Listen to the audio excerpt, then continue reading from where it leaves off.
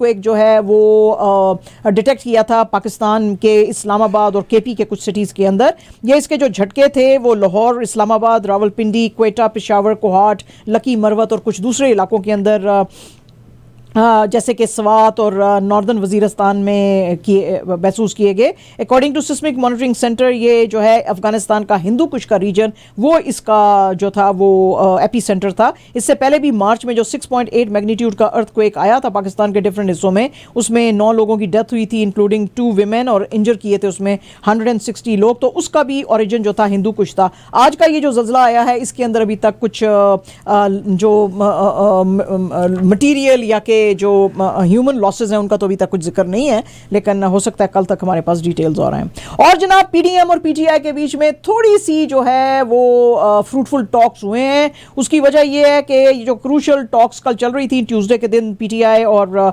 PDM के बीच में, इसके अंदर जो है उन्होंने कहा ये यहाँ तक सहमति आ गई है कि जी नेशनल और प्रोविंशियल इलेक्शंस जो हैं एक ही डेट को होने चाहिए, लेकिन अब वो डेट कौन सी होएगी उसके ऊपर कोई सहमति नहीं आ रही है। और वैसे तो इस साल अक्टूबर में ही इलेक्शंस होने थे, लेकिन चूंकि पीटीआई को हटाया गया था तो इस जनवरी से ही वो गवर्नमेंट को जोर दे रहे थे पीडीएम की कि आप अर्ली पोल्स कराएं। फाइनेंस मिनिस्टर इसहाक डार साहब ने इसके ऊपर बात करते हुए रिपोर्टर्स को बताया कि जो है कंसेंसस कुछ थोड़ा सा हमारे बीच में आया है, which is very very important. और जो अब हम हैं कुछ लचक दोनों तरफ से दिखाई गई है, तो अब हम इसको आगे लेके चलेंगे। शाह महमूद कुरैशी साहब ने, जो कि पीटीआई को, क्योंकि इसहाक डार साहब पीडीएम को रिप्रेजेंट कर रहे थे अपने लीडर शहबाज शरीफ की तरफ से, तो शाह महमूद कुरैशी अपने लीडर इमरान खान की तरफ से पीटीआई को रिप्रेजेंट कर रहे थे। शाह महमूद कुरैशी का कहना था जी कि ठीक है, हम एक पोल डेट के ऊपर अग्री नहीं कर सक रहे हैं क्योंकि ये काफ़ी कॉम्प्लिकेटेड प्रोसेस है, लेकिन हम दोनों जो हैं एक कॉमन ग्राउंड फाइंड आउट करने की कोशिश कर रहे हैं। और अगर हमको चाहती है, वैसे तो पीटीआई बैठती नहीं है अब पार्लियामेंट के अंदर, आपको पता ही है कि जब इमरान खान साहब को निकाला गया था तो सारी पार्टी जो थी वो वॉकआउट कर गई थी पार्लियामेंट से, और फिर उन्होंने पंजाब और केपी असेंबलीज भी डिसॉल्व की थी। तो वो कहते हैं कि हम, अगर आप अमेंडमेंट अगर कॉन्स्टिट्यूशन में लाना चाहते हैं, क्योंकि ये कहा जाता है कि जब आप असेंबलीज डिसॉल्व हुए तो 90 डेज के अंदर आपको इलेक्शन लाने हैं, तो अगर आप एक टाइम के लिए अगर अमेंडमेंट लाना चाहते हैं तो हम आपके साथ पार्लियामेंट में बैठने को तैयार हैं। तो अब इसका जवाब और आगे क्या होएगा आगे पता चलेगा दिनों में। लेकिन शाह महमूद कुरैशी साहब ने यह भी कहा है कि जो भी आप डील बनाएं, जैसे कि कल भी कहा था पीटीआई के लीडर्स ने कि जो भी आप बनाएं इन राइटिंग बनाएं और उसको it should be endorsed by supreme court. Ishaq Dar साहब ने आज कहा है जी कि फेडरल बजट जो है 2023-24 जो है वो नेशनल असेंबली में जून 9-10 को पेश किया जा सकता है। इसहाक डार साहब ने कहा जी कि हमारी टॉक्स जो है पीटीआई के साथ चल रही हैं और हमें उम्मीद है कि हम ये जो है एक अच्छी जो है तरफ चल पड़े हैं, ट्रैक पे जाएंगे। ये जो मीटिंग होएगी स्टार्ट करेंगे हम एनुअल प्लान कोऑर्डिनेशन कमेटी से मिड मई में, उनसे हम उनके पास ये अपनी सारी प्रपोजल भेजेंगे बजट की और फिर वो आउटलाइन बनाएंगे डेवलपमेंट बजट की। उसके बाद नेशनल इकोनॉमिक काउंसिल की मीटिंग जो कि अंडर पीएम शहबाज शरीफ होएगी वो होल्ड की जाएगी फर्स्ट वीक ऑफ जून में। और हम कोशिश करेंगे कि आईएमएफ की जितनी भी कंडीशंस हैं, जिसका कि इसहाक डार साहब का अभी तक जो है वो डील नहीं हो सक रही है, वो कह रहे हैं जी कि हम कोशिश करेंगे उनकी कंडीशंस हम पूरी जो है वो करें। इसके ऊपर बात करते हुए पीटीआई के लीडर हमाद अजहर साहब ने कहा जी कि बजट आप जो फिस्कल ईयर नेक्स्ट का बना रहे हैं वो बहुत सेंसिबली बनाएं आप, और उसके अंदर जो है it is very very important and imperative कि फॉरेन मिनिस्टर इसहाक डार साहब जो हैं कोई गेम्स वगैरह इकोनॉमी के साथ ना खेलें, क्योंकि ऑलरेडी जो है आप इकोनॉमी को काफ़ी डैमेज कर सके हैं। हमाद अजहर साहब का ये जो कमेंट है ये इसलिए बहुत इंपॉर्टेंट समझा जा रहा है कि उनको लग रहा है कि शायद पीटीआई की गवर्नमेंट आ जाएगी और शायद अब फिर ये बजट जून में पीटीआई की गवर्नमेंट को देना पड़ेगा। तो इसलिए वो कह रहे हैं जी कि बड़ी समझदारी से आप आगे चलो।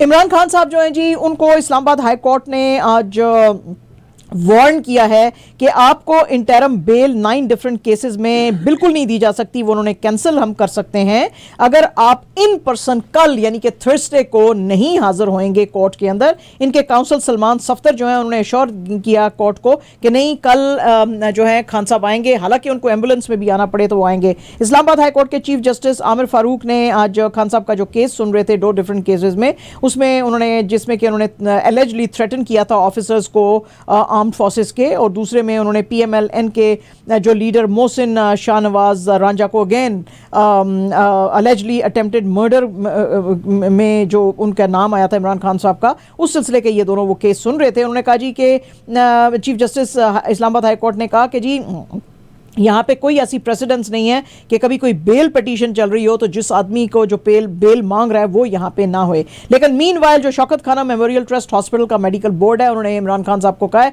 कि भाई आप कंप्लीट रेस्ट करें, क्योंकि आपको ये जो गोली लगी है अगर आपने ना किया तो उसमें इन्फेक्शन आ जाएगा और वो स्वेल कर जाएगी। आपको पता ही है कि नवंबर 3 को वजीराबाद में इनको गोली मारी गई थी खान साहब को, और उसमें वो हर्ट हो गए थे और इनकी लेग जो थी अफेक्टेड थी।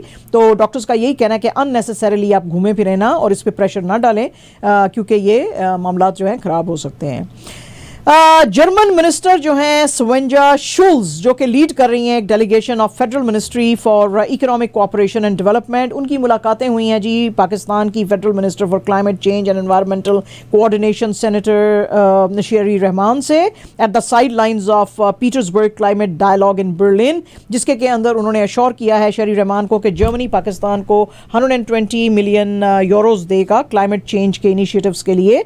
उन्होंने कहा जी कि हम चाहते हैं कि पाकिस्तान 3 एरियाज में काम करे: better protection against floods, enhancing Pakistan's renewable energy infrastructure and expanding social safety support program to assist vulnerable communities facing climate shocks। तो वो कह रहे हैं कि आपको इनके ऊपर काम करने की ज़रूरत है और उसके लिए हम आपको पैसे देंगे। आज जनाब नरगिस साहिबा जो हैं उनकी 42nd डेथ एनिवर्सरी थी, और उसके ऊपर जो उनके बच्चे थे संजय दत्त और जो उनकी बहन है प्रिया, उन्होंने आज अपनी माँ को याद किया। संजय दत्त ने बड़ी प्यारी तस्वीरें अपनी माँ के साथ डाली और उन्होंने कहा, मिस यू माँ, your love warmth continue to guide me every day and forever grateful for lessons you taught me and on the basis of my life you were the basis of my life, strength of my soul. मैं wish करता हूँ कि मेरे बीवी और बच्चे जो हैं वो आपसे मिल सकते और जो कुछ आपने मुझे दिया है और जो लव और ब्लेसिंग्स वो आप उनको भी दे सकते, और मैं आपको आज भी मिस करता हूँ, कल भी करता था, हमेशा एवरीडे करता रहूँगा। इनकी बहन प्रिया दत्त ने भी कुछ अपलोड की वीडियोस जिसके के अंदर बहुत सारे फ़ोटोज़ थे इनके, उसको बस उन्होंने इतना ही कैप्शन किया 1/06/1929 जब ये पैदा हुई थी, और जब डेथ हुई इनकी 3/05/1981। तो उन्होंने भी कुछ जो हैं वो जो इंडस्ट्री के लोग हैं उन्होंने भी आज सोग मनाया नरगिस जी का, और कहा कि इंतहाई स्टाइलिश खातून थी अपने ज़माने की।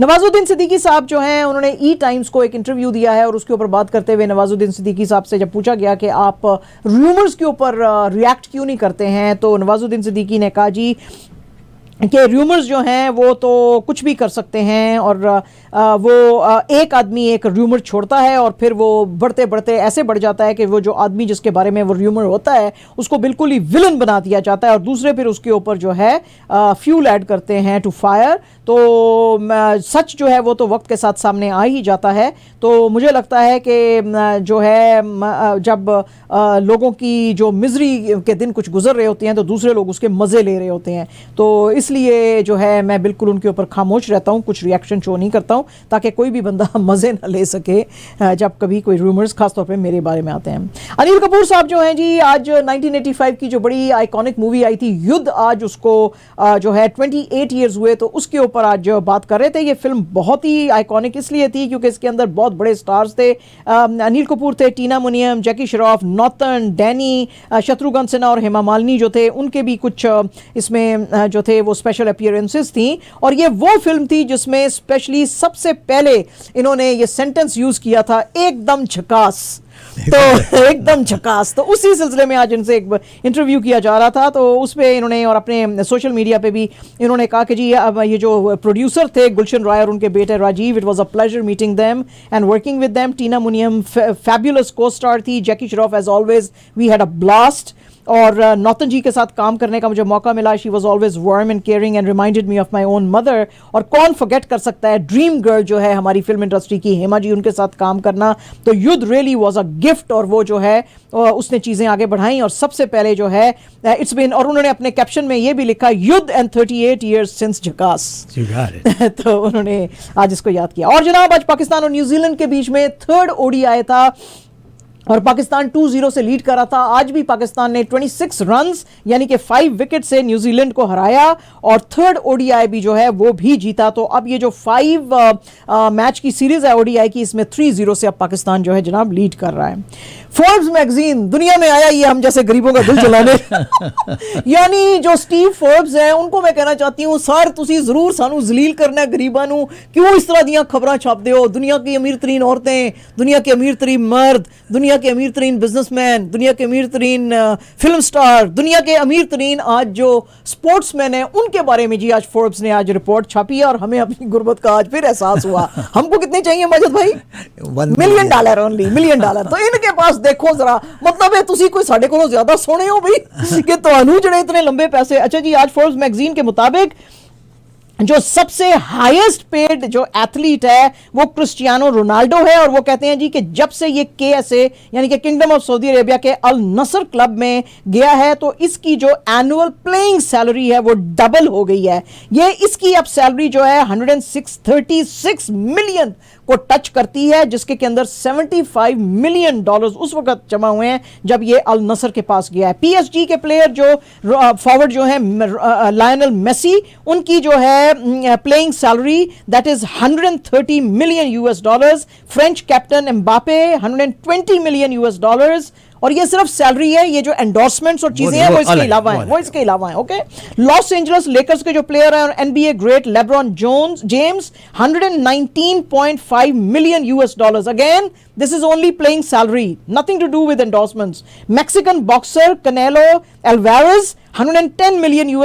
ex golfer Dustin Johnson $107 million live, जो कि वो शुरू किया KSA ने, लाइव गोल्फर जिसको लिव भी कुछ लोग बोलते हैं, LIV golfer Phil Mickelson $106 million।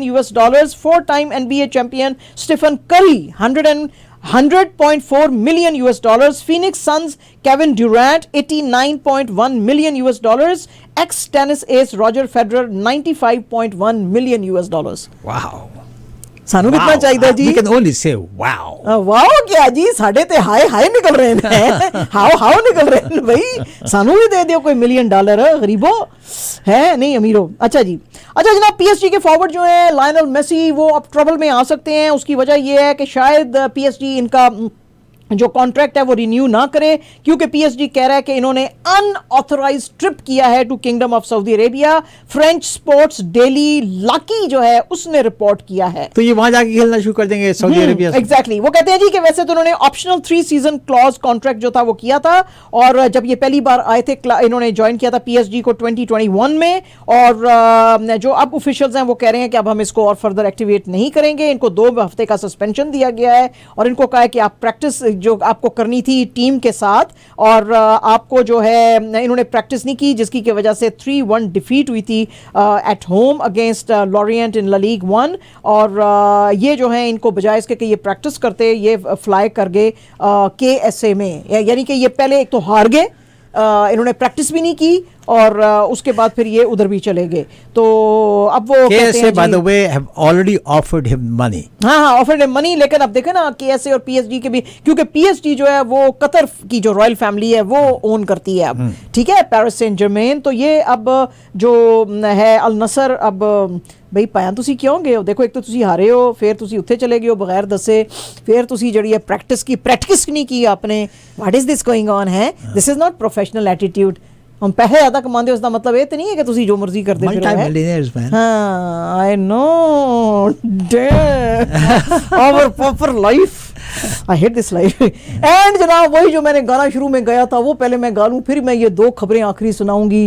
रोते हैं छम छम नींद, उजड़ गया चैन ये, देख लिया तेरा प्यार। ये जो 2 गाने, ये जो खबरें हैं ना, ये स्पेशली डेडिकेटेड टू माजिद जनाब साहब है, ठीक है जी। माजिद भाई आपके लिए स्पेशली ये बहुत प्यार से, मैं दिल से ये खबरें लेके आई हूँ। सबसे पहले मेपल लीफ्स, हालांकि उन्होंने 2nd राउंड विन किया था टेम्पा बे से करके, और फिर लाइटनिंग से, और फिर ये गेम 6 में, और फिर ये आए थे यहाँ पे आगे लेकिन इन्होंने कल 4-2 से लूज किया फ्लोरिडा पैंथर्स के अगेंस्ट, जो फर्स्ट गेम थी। अब सेकंड गेम कल है, लेकिन अब पता नहीं क्या होने वाला है, लेकिन पहली गेम हार गए हैं। एंड जनाब दूसरी जो है मजद भाई के अगेन वो जो नीले जो हैं उन्होंने भी बड़े तीर मारे हैं। कॉनर वॉन्ग जो है उसने 2 जी वो मारे हैं, होमर्स हिट किए टाई ब्रेकर सोलो शॉट में 8 और हेल्प किया बॉस्टन रेड सॉक्स को कि उन्होंने डिफीट किया मजद भाई के फेवरेट टोरंटो ब्लू जेज को 7-6 से। इसके बाद मस्टाका जोशिडा और क्रिश्चियन अरोयो जो हैं उन्होंने भी also they homered for Boston drove 2-1 fast ball from Eric Swanson to green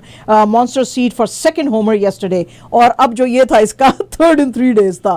तो मतलब है खूब बैशिंग की थी रेड सॉक्स ने नीले जिया दी। और मजद भाई की शक्ल देखें आप कैसे बना के बैठे हुए हैं, रोते हैं। I gotta say that I'm a die-hard fan.